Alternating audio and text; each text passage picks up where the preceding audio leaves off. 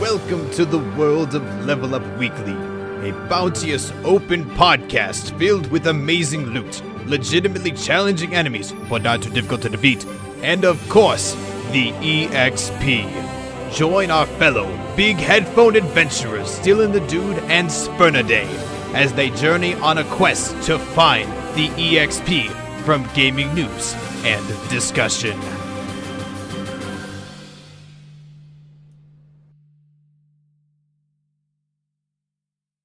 Hello everybody and welcome to Level Up Weekly, your weekly EXP for gaming news. And I know you're all freaking out right now. There's no video, and the audio sounds way nicer. What the heck just happened? Dylan, help us. What just happened? Did something happen? The marvel of radio. Wait, what?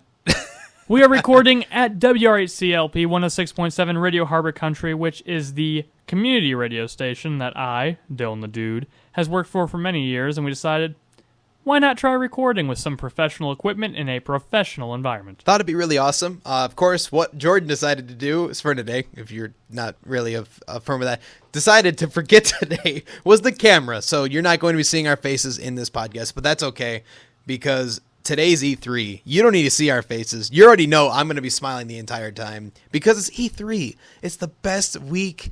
It's like Christmas to me because you see all these amazing game announcements. You see all these different console upgrades and enhancements that we see. And you see all of these beautiful new systems and just, I love E3. It's a great, and it's open to, this is the first time ever it's been open to the public this year. And that's, to me, going to be super awesome. It's incredible. Oh, man. But anyway, it's going to be a great topic here. We're going to be ranking what we thought was the best all the way down to the worst of the conferences that we saw here from this week, and also the reason why we decided to do this one later than we usually do. So that is going to be pretty excited here. But Dylan, what are your thoughts, man? We just got done, talking about this. Just what do you think about E3 this year? Well, without spoiling much, because of course if I spoil too much, why are they going to listen? Exactly. But it was a great year with some good surprises, some weird surprises, some good news, some bad news, but for the most part, we had a stellar E3 this year, especially from a certain company that I'd say performed much, much better than last year. And which company is that? Tune in for the rest of the show to find out. It's definitely going to be a good one, guys. So we're looking forward to it. And as always, make sure to support us here on Patreon and all the other platforms here. But without further ado, let's get underway to Level Up Weekly. It is that time again, Mr. Dylan. Bum, ba-da-dum. Ba-da-dum-bum, ba-ba-dum. Guys, I want to tell you all right now. Ba-dum, ba-dum-bum-bum-bum. E3. It is my favorite time of the year to do this podcast because I've done this this is now the third year that I've gotten a chance to cover E3. Second time I've ever gotten to cover it with you, Dylan, underneath Level Up Weekly's name. JCast, when I originally was doing that, I remember my former co-host Yeti Hyrule and I went at it, and it was really fun because, in my opinion, I really didn't cover a lot of media back then. So now doing this, with one of my good buddies, I just smacked the microphone. I'm not used to these new environments. You're also probably wondering why everything sounds so much crisper, clearer, cooler, whatever you want to consider it. We actually have a new location, and you're going to actually see that next week because Jordan forgot to bring the camera to actually record our faces. So I apologize about that, but that's okay because it's an amazing discussion anyway. We're doing the old way of radio. We, thanks to Dylan's connections, we are actually sitting in a radio studio right now, and we got an opportunity to use their equipment.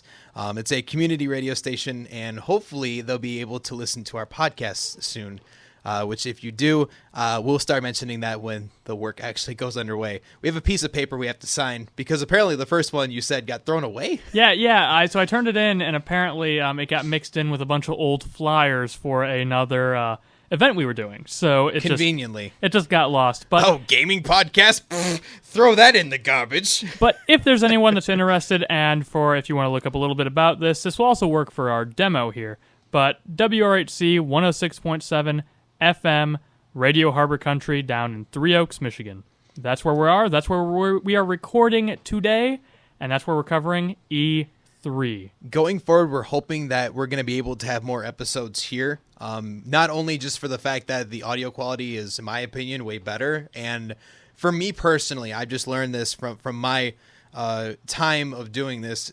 I always love to have a really high quality, crisp audio whenever I do any form of listen to any form of podcast. One thing that drives me nuts, I've been learning about this recently. So when we first got introduced to Podbean, which if you're listening to us there, thank you. If you're not, it's over there.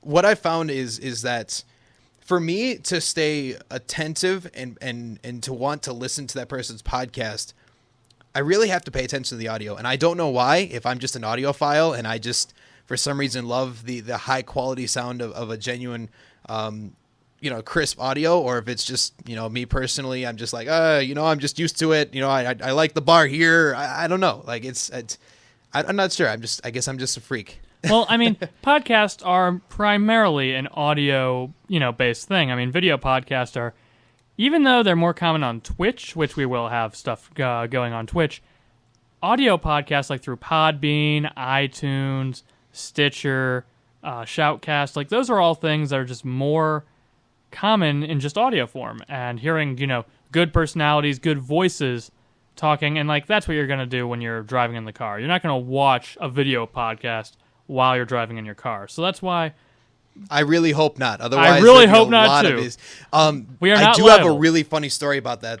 Someone told me that they were trying to watch the Rocket League Championship Series while they were a semi-truck driver.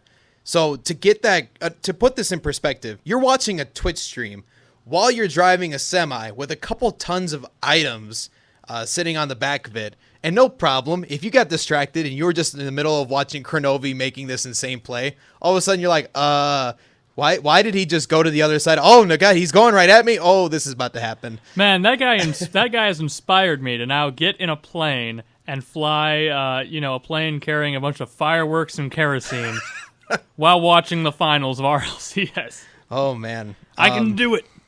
I'll take the risk. I'll take the risk. That's sad because I bought Brisk earlier. That's a different story, though. That's not what we're here for. I am enjoying it, though. That's not what we're here for. We are here because it is E3 week. That is also the reason that we also covering this podcast later than we usually do. We like to usually do it Wednesdays at 7 o'clock on Twitch. This time was a little bit of a different story because obviously during that period we still had more announcements. I believe, what was it? Sony had theirs to still do. Nintendo, I believe, was on Wednesday. Yes. So I wanted to get everything officially announced, everything recapped, and just get that all underway. And then also just do some crunching of some numbers and some stats on it too, just to make sure I had that all written down here. So basically, I was able to actually make a full Google Doc, and I wasn't going to sit here on Wednesday and go, here's most of the news, and then you guys listen to this podcast, and it's like, oh crap, wait, you forgot to cover Nintendo or something. So I definitely don't want to forget Nintendo because, in my opinion, they're one of the greatest here. So the main format I think we're going to do today, we're going to go through everything that was announced from E3, from anybody from Nintendo to Sony to Microsoft, from Bethesda, and from everybody else, and then the snooze fest that EA was, and then we're going to, in our opinions, grade who we thought was the best out of them, who we thought was the one that really took the cake and came out with guns a-blazing. By the way, I just want to go out and say, for the record, Microsoft did exactly what I hoped they were going to do. That exactly what I said last week, which was I really badly hope that they were going to make sure to make this one of those E3 conferences where they just blow everything out of the water. And they did that for sure. But we'll cover them shortly here. Now, I'd like to note how we have 7 different press conferences that there were. So we're going to rank them from probably worst to best. Mm-hmm. And these are just our opinions, but, we are experts. We're video game connoisseurs. We've done podcasts, so these are pretty decent opinions, if I do say so myself. I definitely like to put the terminology that we are video game enthusiasts. Yes. We are not professionals. We're not necessarily hired by major companies to go out and be like, hey, you do this research about blah, blah, blah, and Pac-Man was originally designed by blah, blah, and all this stuff. But, for us, it's, for the amount of time we've been on this world, we just absolutely love talking about video games. I mean, like we said in the first episode, we just like to sit down and talk about video games, and we love the fact that you guys like to sit along for the ride and get your perspective on it as well. But more importantly than not, what I'm trying to get the point across is that this is subjective. So anything that we say looks horrible, bad, whatever, we're going to give our reasoning, but we completely respect all of our viewers if they have differing opinions. You know what? If you can have an intellectual conversation in the comments section, that means we did something right today, because that means at least we're sparking a form of discussion, whether in Twitch chat, YouTube comments, even on Podbean, where you have a couple discussion forums that we could potentially throw in there as well. So it'd be pretty cool. We might have a domain coming up soon, but that's something that we have business meetings to talk about. And also we need more cool people to talk about. But anyway, it's time, Dylan. Let's get underway here with our coverage. First of all, did you watch every single conference, or did you kind of watch a couple of them and then you had a recap of the rest of them? I watched the replays of the one that I couldn't see live. I think the only ones I saw live were Microsoft's, and I think I saw most of Nintendo's live. Every other one I had to go off and watch a few hours later once I got off work or got done with whatever I was doing. But I have seen them most all. I've seen most everything. Mm-hmm. Yeah, we're pretty much on the same page then. So I'm sure that you asked someone to wake you up when the EA conference was done, right? Because that's what I felt like, and I agree. I was talking to one of the main statisticians for Rocket League. I got a chance to talk to him in a TeamSpeak channel, and I asked him what his thoughts were, and he was like, "I don't know. I fell asleep in the first 10 minutes of it." And I was like, "That's savage." I called EA's press conference the press conference of duh. Because everything they announced was just you're announcing a game you release every year? Whoa. Guys, we're making FIFA 18. Did you expect that? I didn't expect it. FIFA words are hard. FIFA 18 coming into play. Like, the only thing that I can give them credit for announcing is Anthem to an extent, because that was a original IP-ish, and Battlefront 2. But even then, we already knew Battlefront 2 was confirmed. So whatever, like, it was, I would say, and I don't even think we need to argue this, I would say EA probably lands the number 7 spot. They get the last spot on our list. So they had the worst overall. But I won't bash them too hard, though, because the Battlefront 2 details I wasn't too upset about. The fact that they really took that extra mile in actually getting in the Star Wars story, because if they had 3 of their main developers in an after interview, and they were talking about, what's this going to tailor to, what are we expecting. Of course, as a side note, they brought back Roger from the droids. That's beautiful. I'm glad they brought that back. But side note, I'm diverting. But one of the things that they really pushed for in Battlefront 2 is that they're really looking to make the game extremely accurate to the actual Star Wars story. They talk about how they actually went back and restudied a lot of the films and a lot of the books to go, when we play this game, it's not necessarily mimicking the actual movie, but it's adding to that film. It's adding an extra piece of experience to it. And that's really important, because Battlefront 1, this last one, looked stunning, had the ambiance that was necessary for a Star Wars game, but it didn't feel like a complete game. It didn't feel like it did anything new. It basically felt like, let's take Battlefield, take out a lot of the interesting parts of Battlefield, reskin it to be Star Wars, and there you go. That's what they did. So I'm really hoping Battlefront 2 will blow me out of the water. I'm hoping it will be the Star Wars game that I, as a Star Wars fan, require and just need in my life. But aside from that, and Anthem, which I thought was kind of alright, not much got me Madden 18! Like, we haven't had a Madden 17, 16, 15, 14, 12, 11... It exists. Everybody is super. I remember at first they were like, "Oh, that's awesome! Madden 18 finally has that playable character story mode." But then I keep going back to NBA 2K and the fact that NBA 2K has had it in their game for, if I recall, 4 or 5 years already, where you have your own character that you play and it has its own story. And I'm going, okay, that's cool. That's already been implemented tons of years before this point. And you're telling me that now you're just basically following. And it's really sad. You watch the trailer, and I almost feel like I literally just watched what NBA 2K17 did with their story. Yep. I feel like it was directed by Spike Lee and blah, blah, blah, all this cool stuff. Whoa, you're in such a struggle. You're back from high school. You're a zero to hero character. I'm like, that's neat. I know there's not much you can really do with the sports games, but well, I mean, I don't know. It's one of those things that sadly I think they did it so that their characters could finally get into that position. Not characters, they're actual players, I should say. But I don't know. Well, I mean, I'm not a big fan of it. Think about it this way. Remember what we said a few weeks ago on our Beam, YouTube gaming, and Twitch argument? Our debate? Depends on what section we're talking about. Well, Twitch did some things that YouTube and YouTube gaming and Beam did, but only after they did it. That is where I feel like Madden is doing with NBA. Because it's like, oh, we're doing created player story only after NBA did it. I think or FIFA did it. I think this is a good point that we should transition to Microsoft's now, because we don't have much to talk about EA at this point anymore. Nah, a solid 7th place. Speaking of Mixer, oh my goodness, you know, the fact that you basically moved on from Beam and thought it was a failure, and you do almost the exact same thing on Mixer. It really makes me upset. And okay, in their broadcast, I thought it was just kind of sad, to be honest with you, because they had an esports commentator who was sitting on one of the stages, and he was calling this game that you could interactively alter to influence or, you know, to help someone, to hurt someone, whatever the case. And that's awesome. But you could have done the same exact thing on Beam, and you could have done the same exact thing on all these other situations.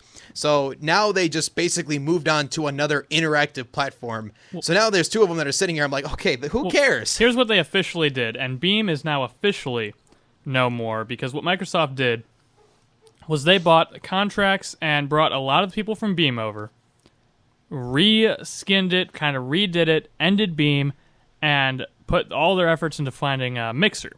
So now Mixer is basically Beam, run by the same people that ran Beam for the most part. Basically, Beam is almost non-existent anymore, and it's just become Mixer. But two things on that front. One, why confuse people by changing that, like so soon after you mandatorily updated it? And two, Beam sounded cooler. Mixer sounds kind of stupid. Actually, I'll be honest with you. Mixer to me sounds like a piece of audio equipment that I would use. Yeah. You know, I feel like I shouldn't be using this for a game streaming platform. I mean, what are you mixing? I'll grant that Twitch is not necessarily a good name either. No. But you know, like you said, Beam to me for some reason makes me think of the phrase "beam me up, Scotty." Yeah. So that's what I thought they should have stayed with. But you know what? I guess Microsoft was just kind of like playing the card that apparently I get played a lot in my relationships, which is they just move on to the next person. They're like, whatever, the old person's dead. Can we agree that YouTube Gaming has probably the best name, like the most straightforward name of all the streaming sites? It's the most straightforward. I agree with you on that. Because what's a Twitch? What's a Beam? What's a Mixer? YouTube Gaming. It's gaming on YouTube. Woo. Simple. Obvious.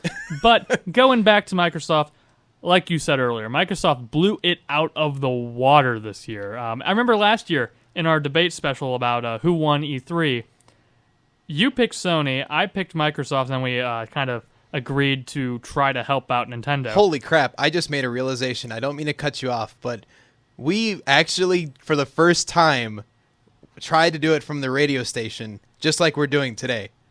The E3 coverage was that day. Do you remember that? That's insane. Last time we did the E3 coverage, I didn't even realize that. I literally watched the broadcast back, and it didn't click to me until this point that we decided to go back to the radio station to cover E3 on the same week that we did that before. We are insane, people. We are trying to make this as professional as possible, ladies and gentlemen.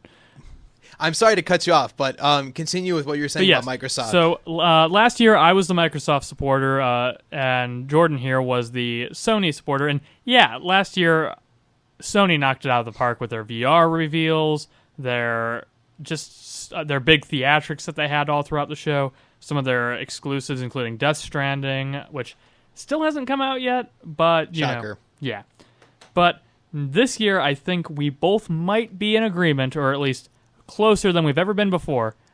I personally believe if Microsoft didn't win, they got second. Like, they are in very close. They had a fantastic showing, and really, like you said earlier, knocked it out of the park. I think the main thing I got from Microsoft system, and it's a little stereotypical, but in my opinion, I'm really glad with the direction they took the Xbox One X, because not only do they have more processing power, more GPU handling, and more, I believe, dedicated RAM, more, pretty much, I'm just going to generalize it, more of everything in the hardware system that can handle this system with an insane amount of speed and optimization to show that true 4K gaming experience.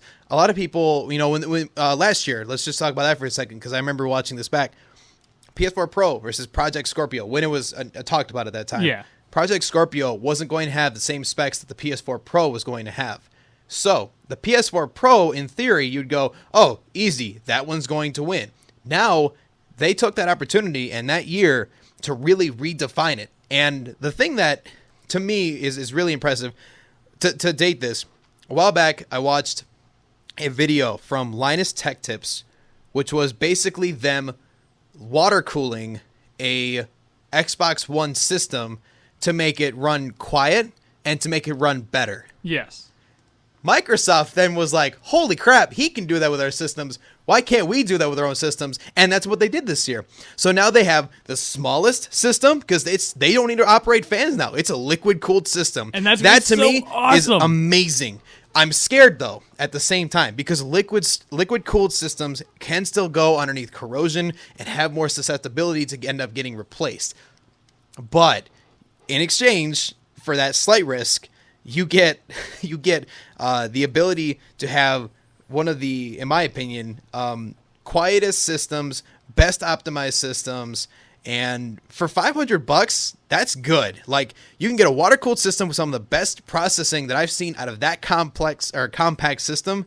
I think that's fantastic. Jordan, I grew up and was raised during the Xbox 360 Red Ring of Death phase. Like, I will certainly accept a little iota of a risk for this water cooling if I had to deal with that. And plus, the one thing I have to give Microsoft over Sony, over Nintendo, over any other company that makes their own systems, Microsoft has been the best at quickly fixing their problems in terms of hardware. Mm-hmm. Because every time I've ever had an issue with a Microsoft product, or a Microsoft system, I mean, it's been so easy just to send in and get fixed. So easy. And they always send it back good as new, and I usually don't have to send it in again. So if they can keep their customer service that they had for the original Xbox 360 and One with the Xbox One X, is that what it's called? Yeah. Yes. Then, which I think is probably a better, slimmer name than Project Scorpio. If they can keep the standard that they've had in the previous console generations, I think they'll be good to go. I agree. Let me list off some of the actual specs that come from the Xbox One X, just to kind of add to it. First of all, it's an 8-core custom AMD CPU, clocked at 2.3 gigahertz along with it. There's 12 gigabytes of GDDR5 for your graphics, which is, in my opinion, great, because that's going to be able to handle a lot of the open world games that we're going to be seeing coming through. Its 6 teraflop GPU can handle that 4K, and it definitely can. 6 teraflops, I believe a GTX 1070, I think does 8. I don't remember. Anyway, your game graphics are faster and more detailed with 326 gigabytes per second of memory bandwidth, which is also pretty crazy. That processor, by the way, I was mentioning earlier, that is a unique, newly designed processor to add to that as well, which I thought was pretty impressive. Let's take a look here. What a Scorpio engine. They still keep some of the Scorpio system. So Scorpio engines with 6 teraflops, 326 gigabytes per second of memory bandwidth with advanced custom silicone. Scorpio engine is the world's most powerful console gaming processor. So that's just kind of talked about before. But yeah, liquid cooled. The new power source system is supposed to keep the most efficient power sourcing to the system to date, which to me is still, one of those things that I'm like, that's amazing. But yeah, anyway, we don't have to keep geeking out about the Xbox One X. It's good, okay? When it's $500, I'm going to recommend that you get it. And here's what I admire Microsoft for doing. They took a system that was less powerful than its competitor at the time, which was the PlayStation 4 Pro, decided to prolong it, to actually take it out, think about it, make changes, and innovate. They took the time. They weren't trying to rush this out. Sony kind of had to cash in on their VR at the time. Do you know what's really sad, by the way, too? What? How there's a lot of things that Microsoft is doing now that Sony used to do, and they don't anymore. Blu-ray, for example. Xbox One X can run a Blu-ray 4K disc, but a PS4 can't. And Isn't that sad? Because I remember most people just simply buying a PS3 for either A, to play a PS2 game, some PS1, but mostly PS2 games, and then also to play Blu-ray. Now we have Xbox One, who now, alongside with Xbox 360 games, now you can play original Xbox titles. How sad is that? That the main OG background of Sony decided to say, you know what? We don't like doing that anymore. And Microsoft's like, you know what? If you're not doing it, we'll do it. Streaming, it's the wave of the future, and we're not going to care about anyone that doesn't think that way. And that's like, you have these people that just buy Blu-rays, they collect Blu-rays, and now they have to go over to Microsoft, which, I'll admit, for $500, that is one expensive Blu-ray player, but the fact that it has so many other excellent features to it, and top-of-the-line titles that have been announced for it, it's just... To me, it's a no-brainer. It's definitely worth the investment. One of the things that I thought was pretty funny was Crackdown 3 brought in Terry Crews to their commercial. And my goodness, that man, put him in a game of any sorts, and I'm pretty sure people will buy it. That dude, when he came out, I was like, hold on. He's not really advertising Crackdown 3, is he? And sure enough, he was. And I was like, oh my goodness. I'm not mad about this, but you know what? That's where Doomfist will be great if everything goes, according to how fans want it to go. But I will admit, there's one other thing that Microsoft did that I think puts them above everyone else, and it's a very simple concept for E3. Most of the games they announced were exclusive to their console. That is just a no-brainer. I mean, I remember through the years past, all I've seen is, oh, hey, here's the new Call of Duty game. Oh, hey, here's this game. Here's that game. Guess what? You can get it on the PS3. Or PS4. Okay, so you're just showing me, that's more of a general thing. For your conference, for Microsoft, Nintendo, Sony, for your conference, you need to showcase what you have that the others don't, or what you have that goes along with the others in the case of crossplay. Right. So... kudos, Microsoft. You did a fantastic job with some of your lineup. You said Crackdown 3, which I've been hyped for so long. The first game I had on the 360 was Crackdown 1 and got so much mileage out of it. What else did you see that is kind of interesting on the Microsoft side, game-wise? It's also interesting, too, to note that there's some games that they won't necessarily be exclusives to it, but they will say it's better optimized for that system. So... basically, they're saying, listen, you could play it on your PS4, but that's going to suck for the experience for you. You should play it on this console system. I'm just looking to see what the other games were. I know Beyond Good and Evil 2 was an example. I'm looking to see if there's anything else here at the time. The Crew 2 was also announced. Forza Motorsport. Also, by the way, Forza is on Windows 10 and Xbox this year, which is also pretty insane in my opinion. And you can play them on both systems, crossplay. You can keep all of your status on one game, transferred over to the other. It has worked so well. I told you about my crossplay experience with Resident Evil 7, right? Yes. Works like a dream. And I hope that they just refine it even more to make it worth my while to take advantage of it more often. And it seems like they will with Forza. Pretty excited about this one. Dragon Ball Fighter Z. Looks super cool! I'm actually pretty excited about that. To see that type of fighting game, come in. I don't know. The only thing I could say is I'm just excited. Like I like the style that they decided to go, because one thing that I saw from their interviews was this game really wasn't thrown in America. You know, this was a mainly Japanese game up until this point. So bringing that across borders to bring that type of Dragon Ball Z game to us was amazing. I think it was a great idea. Xbox exclusive. It's going to be beautiful. And it looks like it's going to be more of a technical fighting game, too, which Xenoverse is, it's a fighting game, but it also doesn't have a lot of, like, what you would call traditional fighting game mechanics. So I can't wait for this, because maybe this will be the actual competitive, like, Evo competitive Dragon Ball Z games that, we'll get. Right, and there's a bunch of other titles too. If you want to check them out, like they're good. They're pretty freaking beautiful. I'm gonna see if there's any other ones that were like, oh, this is a one that you're gonna know for sure. Checking out Microsoft's website here at Assassin's Creed Origins at the bottom. Yeah, Assassin's Creed Origins taking place in Egypt. By the way, interesting decision with that. Now, I'm not saying it's bad. I'm saying that's a great decision, but it's an interesting decision they decided to go to Egypt, though. I mean, one of the best parts of Assassin's Creed games is just exploring the environment, and I feel like Egypt is definitely gonna be a more unique. I mean, it'll basically kind of make you feel like Aladdin, honestly. Or Prince of Persia. I mean, that kind of atmosphere is always great in a game like that. So I think it'll do pretty well. Sea of Thieves is another one, too. Did you see the trailer for Sea of Thieves? Yeah, I have played the technical beta for Sea of Thieves. And okay. It is spectacular. It is if you've ever wanted to just goof off with your friends, build your own pirate crew, it's just the perfect game for that. It's intricate and detailed enough that, you have stuff to do. But it's also not serious enough and just, like, goof aroundy that you can just enjoy it. Like, if you, myself, and a few of our friends got our own ship, we would have so much fun for hours and hours on end. I could just imagine that one of us would easily die from a shark, though. Like, I feel like it would be me. We were just, like, swimming through, and all of a sudden, hey, look, a shark. Oh, God!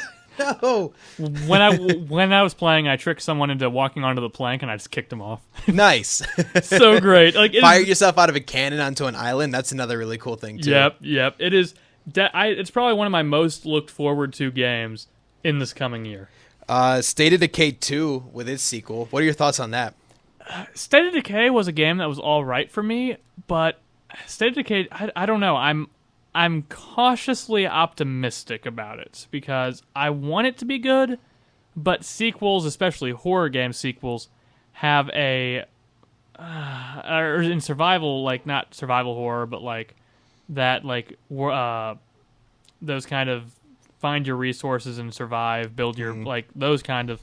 I guess you could say survival horror. I guess so. It's a different kind of survival horror, but like those post-apocalyptic survival. That's what I would say. I'll just put it like that. That's a good terminology.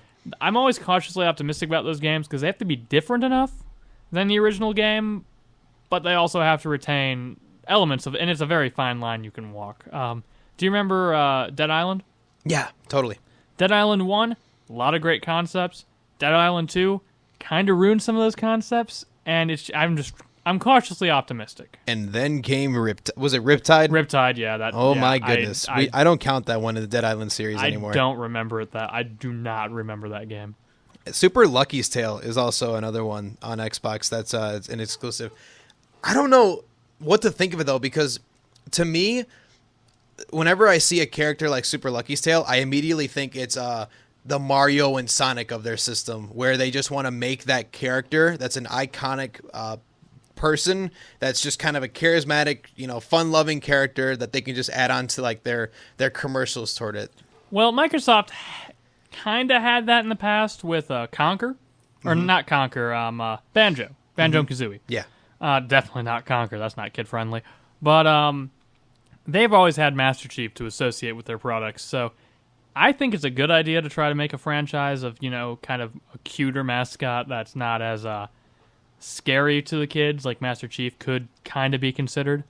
But I'll have to play the game myself before I, see if it's going to be an icon or not. Like, the game does have to be good. Like, Mario wouldn't be Mario if the Mario games weren't good. Sonic wouldn't be Sonic if the video games weren't good.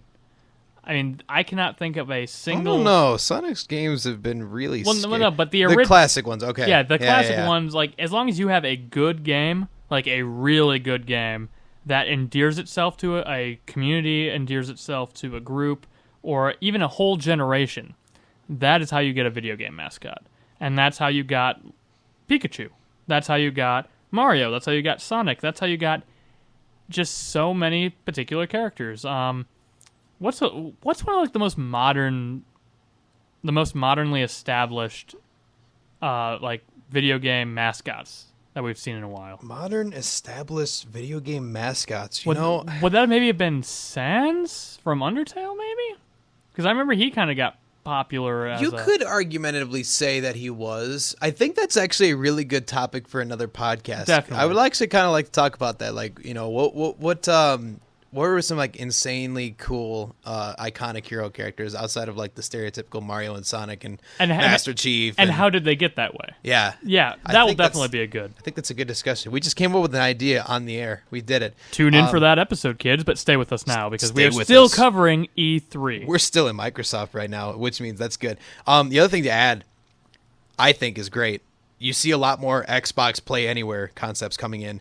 To start with, Forza is one of them. I am losing track of the other.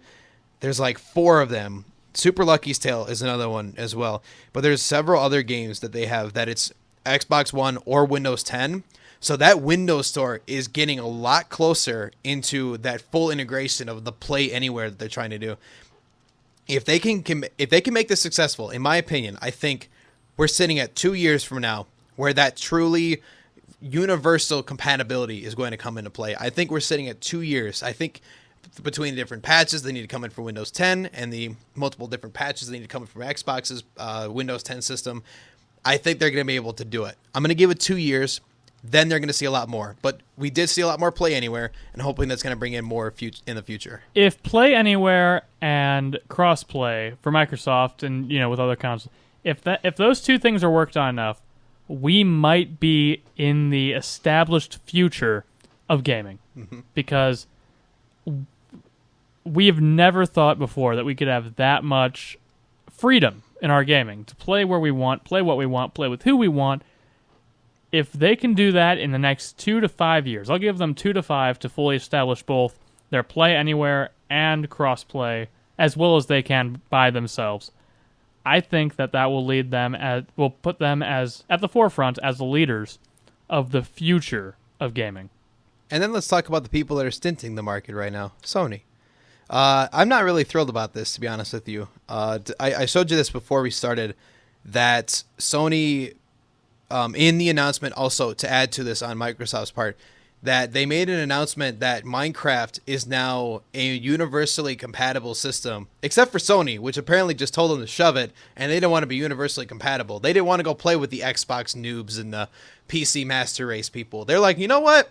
No, we just want people to play on the PlayStation. They did that for that and also for Rocket League. To me, I'm just kind of sitting in this, but why? Why would you make yourself exclusive to that system?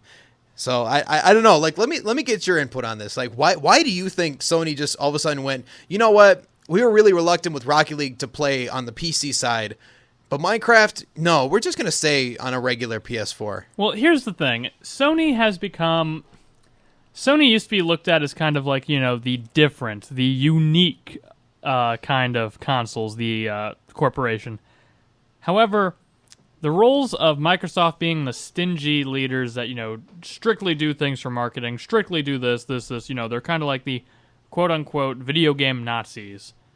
That is kind of being swapped with Sony right now because Sony has gotten further and further and further away from new developments, from innovating. I mean, yes, you have VR, but that seems so much like that is one thing, one established thing, and you're not working on anything else.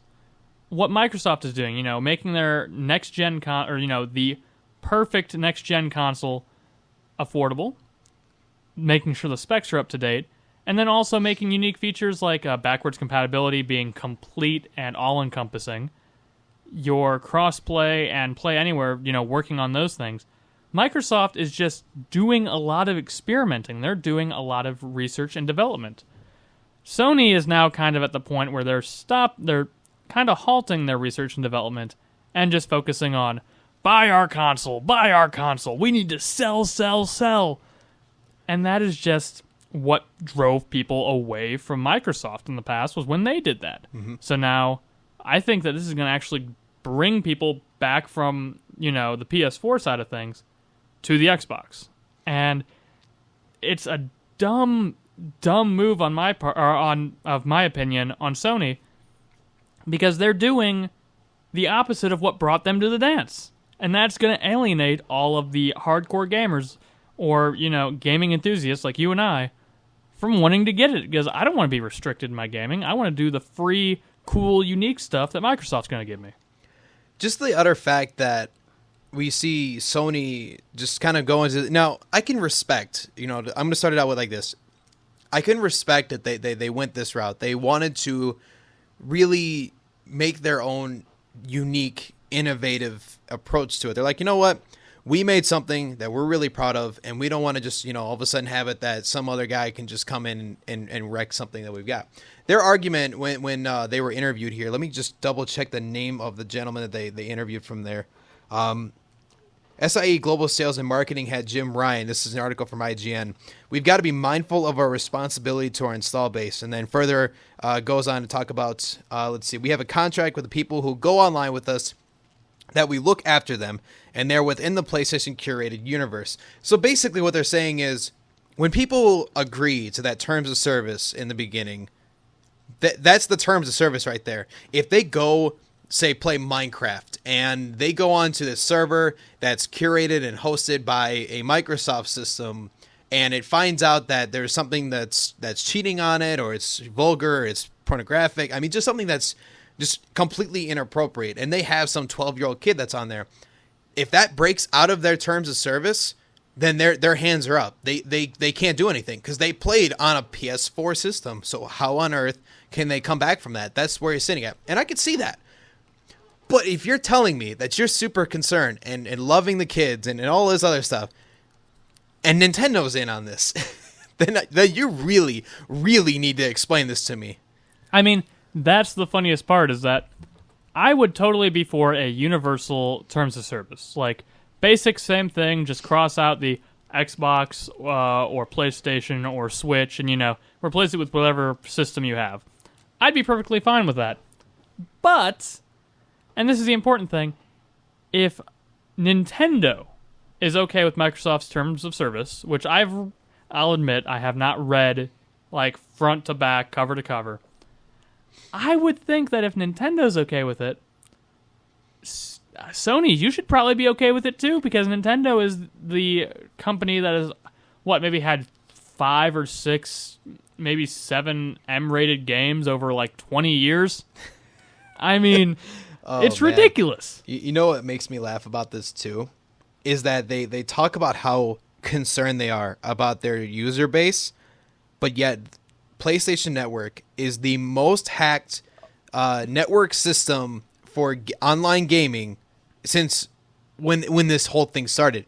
If the fact that Microsoft, Steam, anybody in that platform that you're running an online server through, they're the ones that have been attacked the most out of this and been successful. How many times has PlayStation Network gone down? And you're here telling me, well, we care about our customer clients. That's a cool story. But if that's the case, then I shouldn't be able to literally enter my information. This is a true story, by the way. I shouldn't be able to make a PlayStation Network account and then 2 days later get an email. By the way, my passwords take about 5 years to 6 years of decoding in order to get them off from any system that I use. I've tested every one that I use. For the fact that Sony had my account compromised 2 days later, I went, are you serious right now? Well, and here's the funny thing.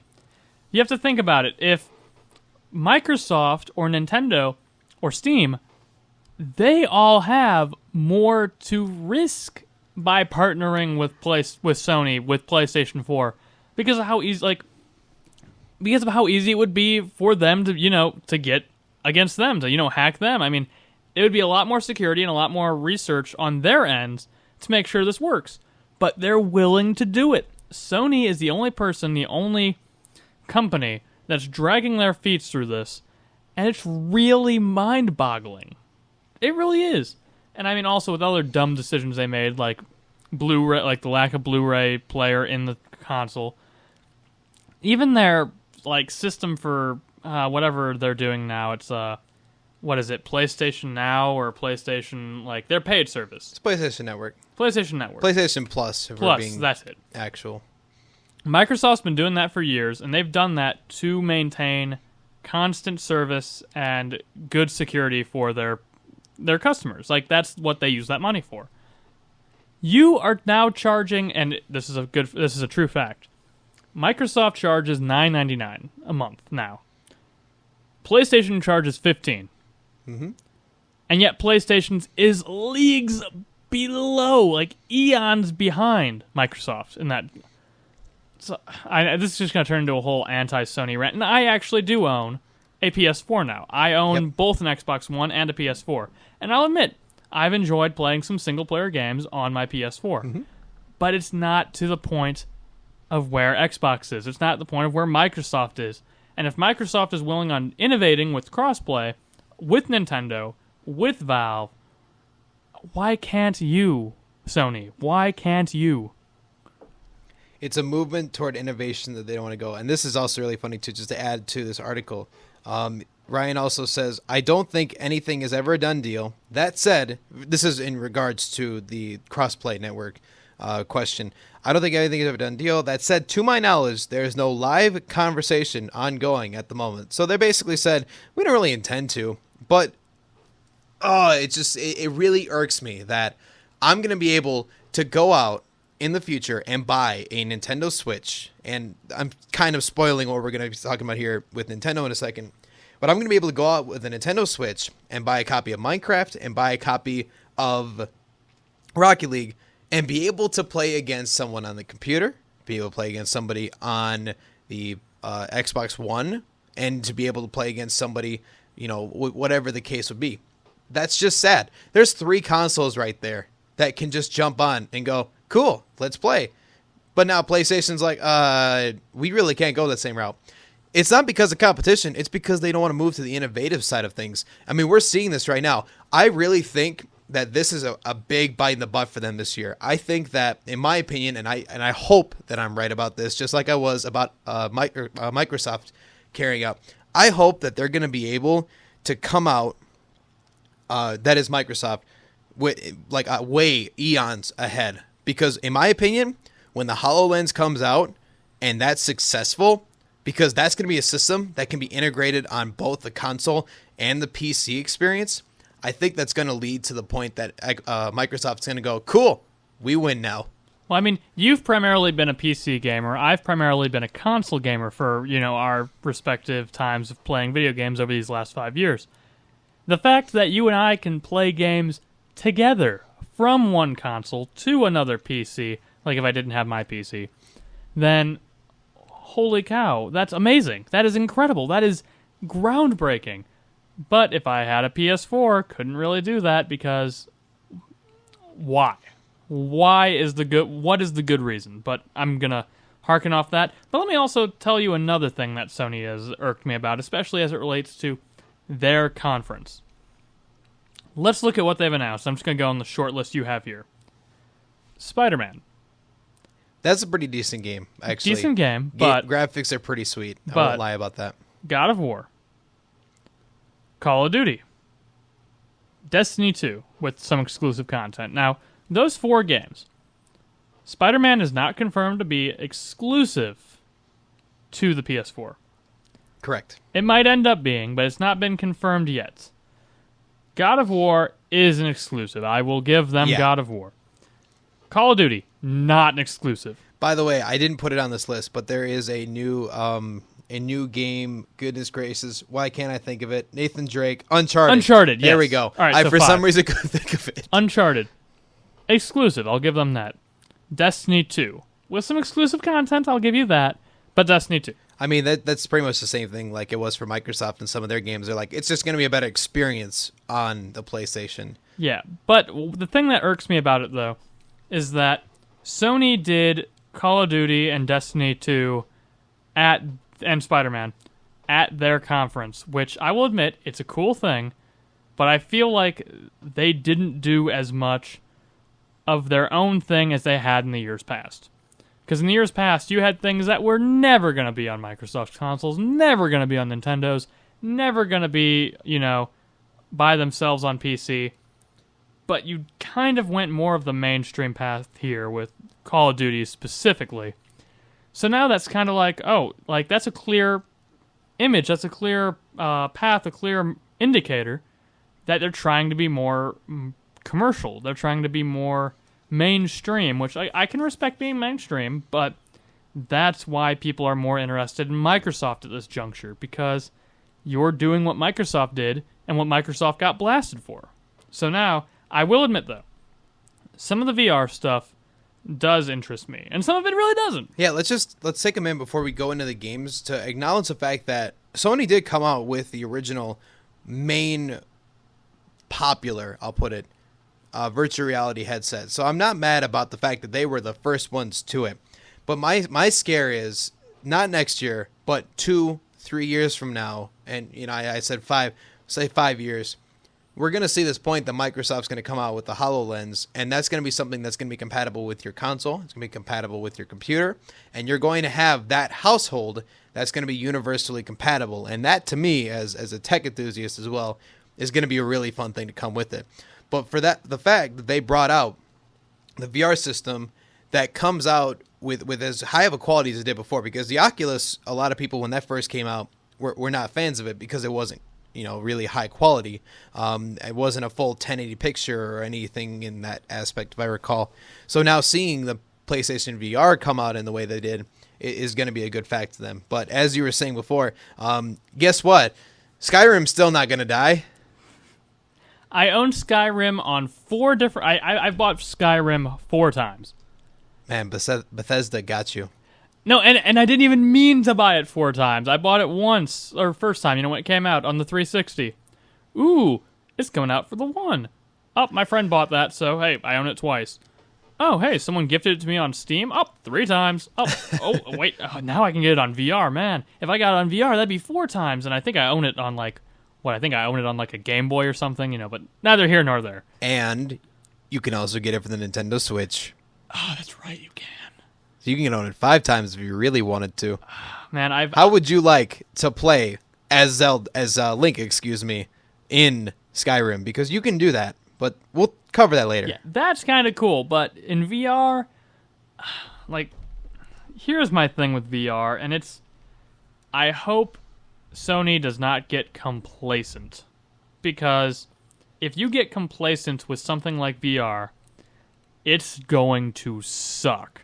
It's not going to be fun. It's not going to sell well. It's not going to take full advantage of what you have.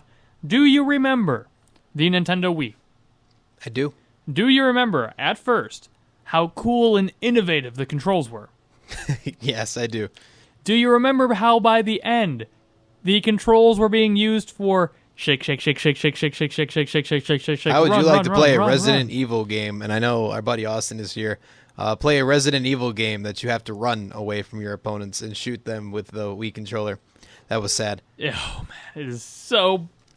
Sometimes. But wait, we also forgot that there was also the major innovation, quote unquote, of the PlayStation Move that came in. Those really impressive balls that they put on basically discount Wii controllers, and we're like, whoa, they're different colors. Wow. I will admit, I'm happy that they at least reused that failed project for VR. I will admit, I'm happy they did that. They had some extras in the warehouse, and they're like, we should probably just use these anyway. Exactly. But where Skyrim, I don't think it's going to be enough of an experience to warrant VR. However, some of the games, especially one in particular, and I'm going to let you go through a few of these, but when we get to the one I'm most excited for, I'll jump out at it, because it does look very, very good. I'll be honest, the selections I got from here, I just got to first of all say, I like each one for its respective style, because each one's a different taste to what you can really get from the VR experience. Star Child is a top-down VR experience, which is kind of interesting. It's not a first-person perspective.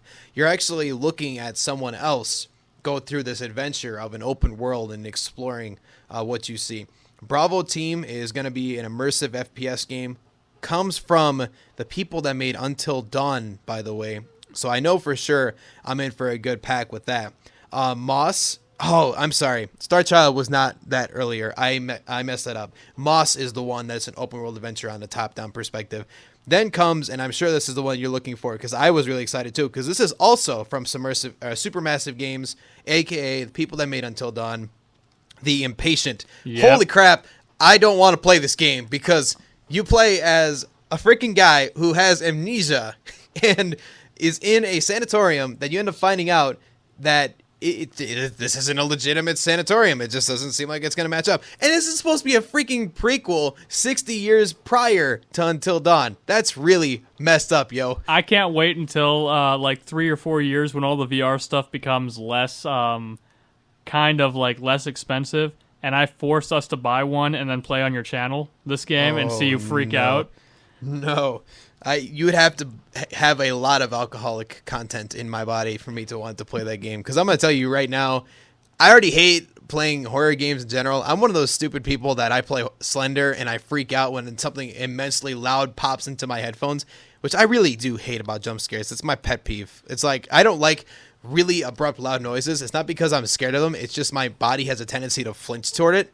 So at first I'm just like, holy crap, that's a loud noise. But then to play a freaking sanatorium where you have amnesia and you're about to see the crap that you saw on Until Dawn, I'm just immediately going all aboard the Nope train with the VIP first class ticket, and please take this train faster, conductor. Fun fact, and we'll show this next week, but in here, this radio station, this booth, is actually where I first played the hit horror game Five Nights at Freddy's. Oh, yeah. But the thing was, I plugged my computer into the speakers here, which have great surround sound, closed myself in here, turned off the lights, and left just a little ting on for a little bit of added atmosphere. And the feeling of a good horror game when you have a great sound system, pitch darkness, and you have that feeling of being alone, that feeling of helplessness. And then the jump scare happens. I mean, I hate that feeling. But It is an experience unlike anything else. And it is what an adrenaline junkie like myself lives for. But The Impatient does look like an amazing game that you can have a lot of fun, because if you think about it, using VR makes you vulnerable. Mm-hmm. There's a vulnerability to the way that you use VR that just makes it perfect for horror games. And it made one of the best horror games one of the best games I've played on VR. I've tried a few games on VR. Was Resident Evil 7. It was an incredible experience. I really felt tension. I really felt the drama. The gun controls were very intuitive. If they can do that, but better with The Impatience, we're going to be in for a stellar title. I'm really curious to see how the game's going to go. From Bravo Team as well, coming in from Supermassive Games, I'm really just excited to see what that company has to offer. From moving to the successful horror game title that they had with Until Dawn, now moving to Impatient, that also leaves me the question, is this going to... I doubt this is going to be one of those tailored choice type of games, but at the same time, though, with VR, if you could create a choice game like that for horror... Oh my goodness, that would be messed up, yo. It'll be very... That'd be great. It'd be very good. Yeah. Don't get me wrong. Let me clarify. Granted, I absolutely hate getting scared to death, but for the fact that you can make a game that makes you do that and be genuinely scared about a situation and feel like you're in that scenario and just the full-out immersion from it. I love that. I love that games can actually give you that ability to do so. And I will admit, Sony, it's really hard for me to judge this year because Microsoft, for me, definitely gets a high marking. However, right behind it is either Nintendo or Sony, because they both had things that impressed me to the point, but then they also had things that didn't. That really didn't. And do you have anything else you want to talk about with Sony, or do you want to use that as a transition to get into our third console company? I actually want to save Nintendo to the end. All right. Because I like Nintendo's overall conference as well. I could definitely think they They potentially take our top 2 spot, top 3 maybe, depending on your opinion. But I want to go into Ubisoft and Bethesda's systems first. We'll cover Bethesda real quickly here. For some reason, I always want to say Bethsaida because I always think of the song from Toby Turner. Oh, that, I always wondered why. Bethsaida Game Studios. I always wondered why you said it that way. That's why I always did that. Like everybody else goes Bethesda, but when I first found out about Bethesda, I was listening to that song where he was doing the trailer for Skyrim. But anyway, that's a different story, and that's an old joke, and that guy's washed up now. But that's a different story. Bethesda, Elder Scrolls Skyrim, to going to the Nintendo Switch. We talked about earlier how it's moving to VR. Which I guess we could take this moment to talk about this too. Bethesda moving this to the Switch, then you can use a Link amiibo to to have the Master Sword and Link's tunic come into the game. To me, that just kind of says, really though, that's a point where you're really just trying to milk the game that you made, man. I mean, if it was any other game, I would say, okay, good on you, but for the fact that Skyrim and the fact that, I mean, if you're going to put it on a Nintendo system, you might as well have something special Nintendo related, like with Soul Calibur, when you could play as Link back for the GameCube version. But, I mean, again... This game is 6 years old. I don't want to... I mean, I'm not going to buy it again, but I'll at least give them credit for giving some unique content, even if it is like that. I literally just imagine this is the reason that they decided to put it on the Switch. Hey, son. Yeah, Dad? You want to come in and play some of the original game that was one of my favorites growing up as a kid 6 years ago for some reason? Yeah, Dad. His voice changed. I don't know. I can't voice act, apparently. Dad, why did you have me when you were 14? Well, I played this game. And apparently I'm 20 years old and I'm having you as a kid. I don't even know anything. You're able to talk to me. Never mind. This is getting really weird. I'm going to cut this one off. But you get what I'm trying to I can understand. With. I hope that you're getting where I'm trying to walk with this. But there's that. Wolfenstein 2 coming out on October 27th. And The Evil Within 2 coming in October 13th. I think it's good that they came out and they made the games that they did. I am looking forward to Wolfenstein 2. But more importantly, I think Evil Within 2 is going to be a really cool sequel. I think that's going to be the game I'm looking forward to out of this list. Sony, we want to be good to our install base. I mean, Sony, you realize you have more M-rated games than anyone else. I mean, you're not really the child-friendly ones. You have The Evil Within 2 and Wolfenstein about Nazis. How are you worried about the children? But one thing that I will say, that I will not want any children I know or any children that out there to play, because I know it will terrify them. I know it will make them feel like, just super on top of the world, but it will scare them. Are we talking about Sonic 06? Not as bad, but it's actually going to be great, but I'm just not recommending it for children. Doom VFR. Yeah, how would you like to play Doom in freaking virtual reality? Because you know what? Why not? Like, why not make one of the goriest games that ever been made in this entire world? Let's just decide to make that into a VR perspective. Don't get me wrong, it's gonna be freaking BA, but I just really can't imagine just being in that environment, being like, holy crap, I can control this freaking rocket launcher. Pew pew. Imagine if Duke Nukem Forever never came out, and that they remade, like, the reason why they were still, like, they've decided to remake Duke Nukem again was to make it for VR. Oh my goodness, I really hope you weren't going to say that. That would be hilarious for the fact that if they didn't make Duke Nukem Forever and they would have released it, like, now on the VR, that would have been 30 years of almost close to 30 years for making a game. Duke Nukem Forever in the VR. Oh my gosh. You know what I'm talking about. Opening scene, right? Where he's playing the game. Yep. Right there. Yeah. Exact issue that I have with this entire concept of freaking playing in VR. You'd be playing Let's not bring that up again. I'm scared of having that topic. Let's never, ever encourage people from Duke Nukem's company. I don't remember who exactly made them. But whoever made it, don't you ever consider a VR game. Nope. And anybody Anybody, PlayStation, Steam, whomever, I don't care. Don't you dare make this game, else I will boycott it and picket sign your freaking area. Think about how hilarious it would be, though, to play a game where in VR that the game starts with you playing a game in VR. Oh, no. That would be the weirdest feeling ever, like putting on your headset. I feel like I'd be playing a Deadpool game at that point, where I'd just be in so many freaking fourth walls. And Inception. That would hurt if you played a fourth. There's just games. VR's got some potential. I can say that. Maybe we could talk about that in the future. But then there's also the other one. Speaking of milking things that you decided to make a couple years ago, Fallout 4 is now going into VR.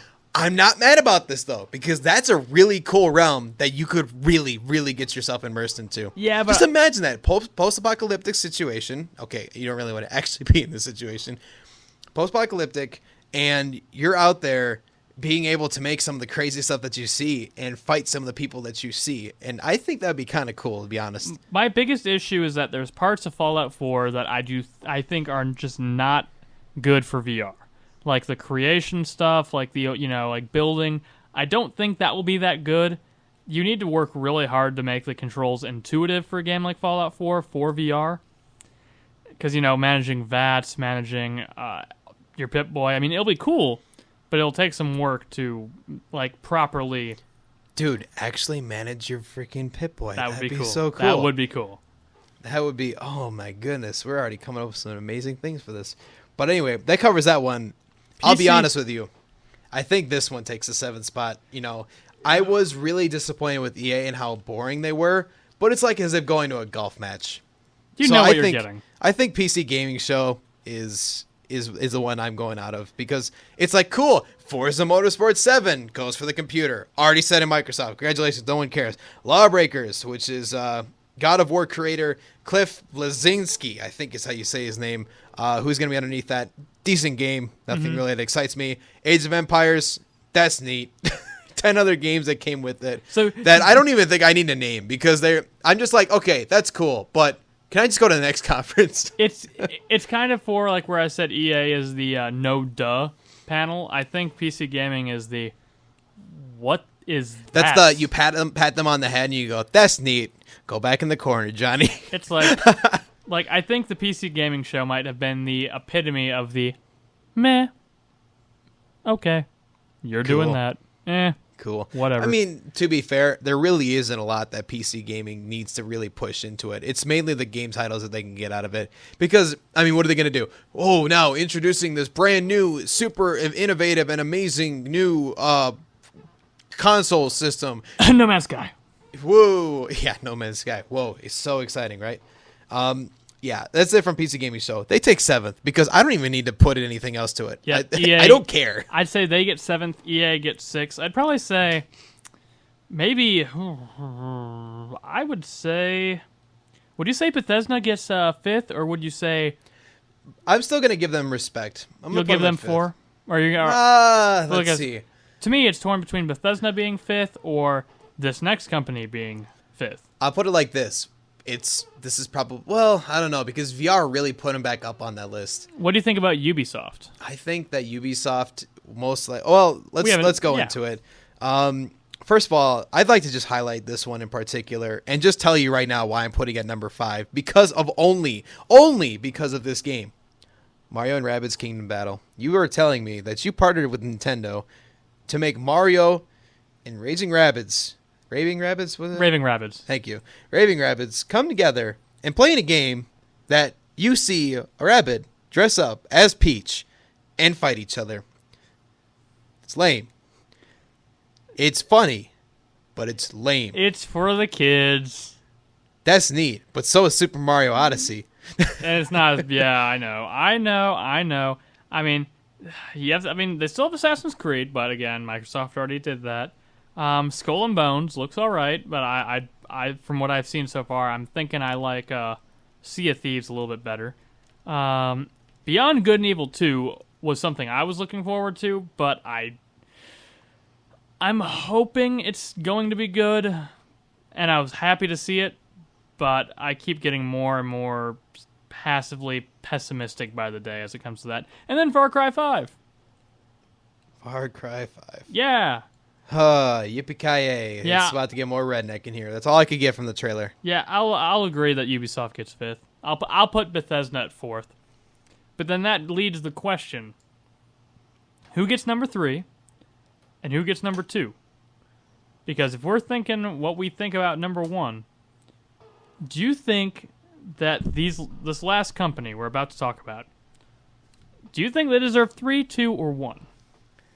Well, first of all, I almost forgot to put in our notes here, and I wanted to make sure that we also added in here. At E3, there was also an announcement that Sonic was getting a new game, which is supposed to be an integration between 2D and 3D realms and a sort of Back to the Future moment type of game. So basically, I have another reason to be disappointed, to be honest with you, because I'm really sad that I am, in my personal opinion, in the Dreamcast days when Sonic Adventure was out, there was a lot of bugs, but that was one of my favorite games to this day just because it was a very fun, nostalgic, adrenaline rushing type of game. But now, after seeing the flops that came in and the horrendous, in my opinion, moves that they decided to take with Sonic, seeing this game is going to be really, really sad, in my opinion. And guess what? You, Jordan, do you know what you can do now for the first time ever in Sonic history? I'm really scared. You can make yourself and put yourself in the Sonic game. You can be Jordan the Hedgehog. I know I put my gun here somewhere. Where is it at? All right. Also, the reason that I wanted to do the radio station. I mean, I think it's a good. I think it's something that I'm surprised Sonic hasn't done yet. Mm-hmm. And I'm thinking it might be just the shot in the arm that Sonic needs to get over the hump of just being a very meh game. If the controls and if everything about the game sucks like they have in some previous games, at least the character creation will give you a little bit of dumb fun to have. Remember what I was telling you about Microsoft and how they needed to really step up this year? Mm-hmm. I think Sonic and just the general Sega series needs to do that plus 75,000. Yeah. Because I think that for me to truly get back into a regular Sonic game, I think this needs to be structurally sound and not game breaking every 5 seconds. I don't want to see the Game Grumps play this game again and go, oh, look at this bug that happened yet again. Yep. And then Sega reaches out and goes, oh, shoot, we didn't even realize that bug was there. What kind of freaking testers do you have that you don't see that kind of stuff, man? Like, that's a game that I would get from like a Super Nintendo era, but whatever. I just wanted to make sure that was added in here because I almost forgot that was announced recently. But anyway, so we've covered Ubisoft mostly. Let me get to the rest of it here. Obviously, Ubisoft we talked about earlier. Assassin's Creed Origins, Mario and Rabbids Kingdom Battle, just made fun of that. Beyond Good and Evil 2, cool little side note to see that as a sequel. And of course, we said before, Far Cry 5. So, seeing all of these here, now we're going to be moving on to the last one, if I recall, unless I'm just dumb. Yes, this is the last. We're on the Nintendo here. So, right now, and I should probably make this as a miniature little like breakdown of like who we thought was the best so far here. So, we have right now put EA at the bottom. No, we put we have put PC gaming at 7. The bottom. PC gaming. It's really ironic that I'm a PC gamer, but I decided to do that. But anyway, it's logical. So, we put EA then... I'm not used to these kind of environments. I'm sorry for anybody that has headphones. Editing. EA's then the next. What was our next one on the bottom? Ubisoft. Put Ubisoft next. And then we decided to go with, we're debating between Bethesda, whatever. I'll say, yeah. You know what? No. I gotta admit, the VR system put them up. So I'm going to say that Bethesda does get next. And then it's going to go to Sony, and then we'll debate the two after we talk about Nintendo. Plus, we'd love to get your guys' feedback on what you guys thought was also your top 7 list as well. So Nintendo, first of all, a Metroid game finally came into the midst. 2 Metroid games surprisingly came in. Metroid Samus Returns, which is going to, and I don't really know why I put it as Switch. It's for the 3DS. Look at my great notes that I'm making in here. I'm glad that I understand what I write in here. 3DS, Switch, what's the difference? Right. The Metroid Samus Returns comes out for the 3DS, which is a side platforming type of Metroid game. It'd be cool to see what it comes in. A return to form, really, for Metroid. Mm-hmm. Metroid Prime 4, a little more open world, but it's kind of the similar structure we were just talking about momentarily ago. It's first person. It's a continuation of the Metroid Prime series, which has been very well received across the GameCube and Wii. And was there one for the Wii U? No. So finally making its return to a different console on the Switch. And again, I was talking to our good buddy, one of our good buddies at the college today, Aaron, asking him what he thought about the Switch. He loves the core console. He loves how it plays, the core console and everything. But his main complaint was there just not enough games. I believe with Metroid Prime 4, we're finally going to get another game that you can enjoy on the Switch. They made an announcement that Legend of Zelda Breath of the Wild was going to get 2 DLCs. That's a cool story. Yeah, anyway. DLC. Downloadable content. You decided the route that everybody doesn't like to do anymore, but hey, Nintendo's still there. Whatever, it's fine. It's so weird that the game franchise that has DLC that annoys me the most is Legend of Zelda. Like, I have always been used to just popping in a cartridge and playing my entire Zelda experience. Why do I need DLC? Then again, to be fair, that could be the same argument for Super Smash Bros. By the way, disappointment and sad spoiler alert, no, it didn't get announced at E3. And yes, I am just as sad as you are because I really badly wish it was going to be announced for the Switch because that probably would have tipped the iceberg for me to consider it. But there's a rumor circulating that, well, not a rumor, it was technically confirmed, that there is a new Pokemon game that's going to be coming to the Switch. I got to admit, I think if it's what I think it's going to be, it's going to be pretty stellar. Like, imagine that you're finally on an actual console for this type of for the regular type of Pokemon games. And now you have this opportunity that coming in, you may see something that's pretty stellar like we're going to see here. Well, I'm hoping to get... do you remember Pokemon Coliseum? Yeah. Do you remember Pokemon XD Gale Darkness? Mm-hmm. I'm really hoping that this does what those did, but better and on a more epic grand scale. I said something similar to that last week. But if they do something like that for the Switch, I am going to be really happy if it ends up being more like that. Pokken is also, that just reminded me, thank you for reminding me. Pokken has a new version that's coming out for the Nintendo Switch as well. Going to be interesting. I honestly thought that game died because no one decided to play it. But whatever, I guess is their opinion. There is a note that I do want to add, though, that I'm very happy about, is that at E3 this year, Reggie came out and he talked about actually integrating competitive tournaments. Nintendo's realizing they have esports there. Like, this is a big trend that a lot of people have, and they're investing into it. They had invitational tournaments for Splatoon 2. They had invitational tournaments for Pokken, and I can't remember the third one right now, forgive me, but the third one was also at E3 as an invitational professional tournament as well. Very cool. Very happy they decided to go that route for it. Now, of course, the main reason that I really cared from Nintendo and what trended on Twitter alongside with the Nintendo Switch's actual conference was Rocket League coming out for the Switch, which is, to me, pretty awesome that I can, in theory, play this game as a mobile version now. So I think this is going to be really cool that I can take this, if I had a Switch, take this around and play Rocket League, as I said before. And I can have a Mario cap.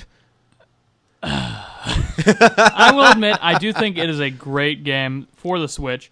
If crossplay is enabled, I think it's definitely a good move for Nintendo. Oh, it is. And are you going to be able to play 2 people on one Switch, or is it only a single, like, is there any split screen you could do? Here's the awesome thing. You can play a local multiplayer, which is a huge thing that a lot of us have been talking about. You've only been able to predominantly play online up until this point here, where they're going to be able to play through ad hoc system that you can play. If someone else has a Switch, you can both play the same game on a local online game. That is awesome. In addition to that, cross-platforming. Xbox One, PC, and Nintendo Switches can all play together.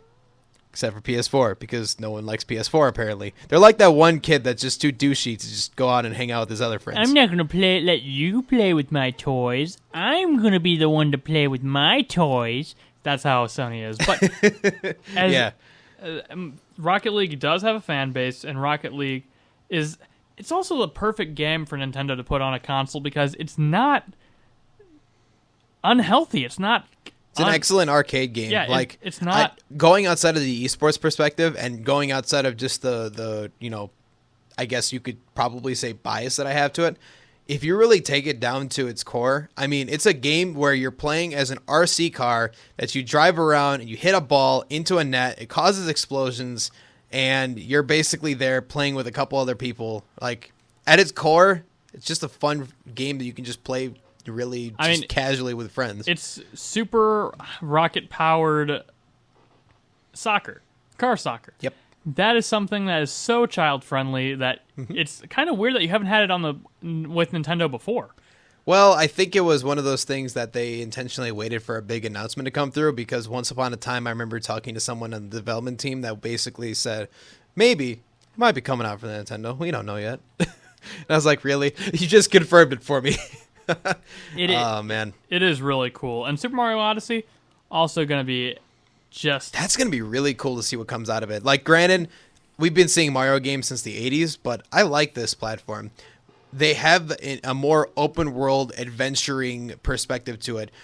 Reminds me a lot of what Super Mario Sunshine could have been if they expanded the world to be even further. And seeing the hat dynamic this year, I don't know. I don't like their logic to it, because when interviewed about why they decided to go with this system, where you use your hat as the main source of attack, or just getting to whatever accomplishment, he basically said, we came up with this idea in a board meeting. A week later, we pretty much put it as the main source of the game. And that's not bad. I mean, that's what other ideas have come in. But, I don't know. I guess it's just because I grew up playing the original ones, and I'm not used to like going to Mario and being like, hey, I guess I'm just going to throw this around in a circle. That's neat. Who cares? But the open worlds, like I was saying before, are very cool. You can actually use your coins to buy something this time. It's legitimate currency. That is actually pretty cool. And you can get different currency too. That's so cool.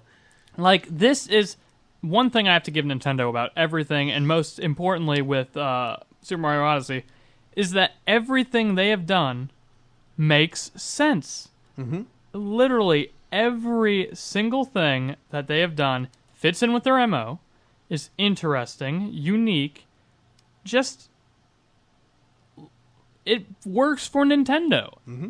And I think that they have done the best they could do at this time with a new console, announcing a bunch of games that people really want to see and really want to play, including a few things that are, go outside your regular realm of just strictly Nintendo games like Rocket League.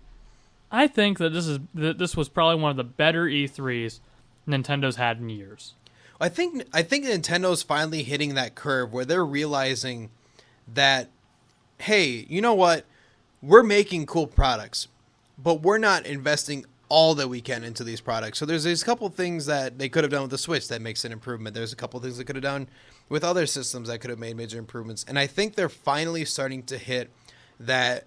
We're starting to hit the top of the hill. They're starting to realize, hey, we can actually do something cool with this. Investing in esports was one thing that I mentioned earlier, and I am excited to see where they're going to fall out with that. And hopefully that's going to come into more as well. But outside of that, just in general, I'm very thrilled to see what's going to come out of this for sure.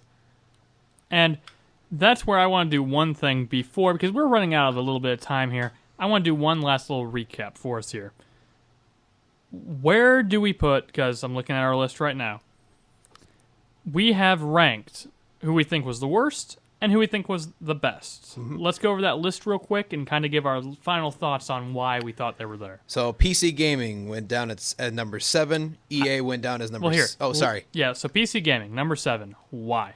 So PC Gaming, because they were duds. Like, that's cool. Next conference. The epitome of meh. Yep. In my opinion. So they just did by far the worst. And then, just to add to what you were just saying, then EA was the epitome of duh, where we expected them to announce what they were going to. And then Madden 18 basically took what 2K has been doing for forever. Nothing cool story. Nothing groundbreaking, but enough to put you over PC. For Ubisoft, it was, that's neat. You brought a bunch of sequels, and VR for Doom and VR for a game that's been out since 2013, I think. So cool, but not as cool as everything else. Also, you put Skyrim on the Nintendo Switch. Please come up with a new game. Thank you. Sony, no, excuse me. But then Bethesda was our next one that we put on the list there. They didn't have a bad takeout, but you know what? It was. They still didn't have as much as I wanted them to have. It was the best of the third-party developers. Mm-hmm.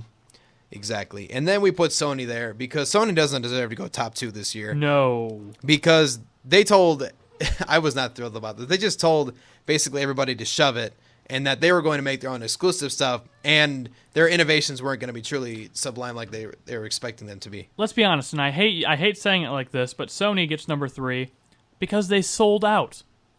They literally sold out, and that is why they deserve number 3.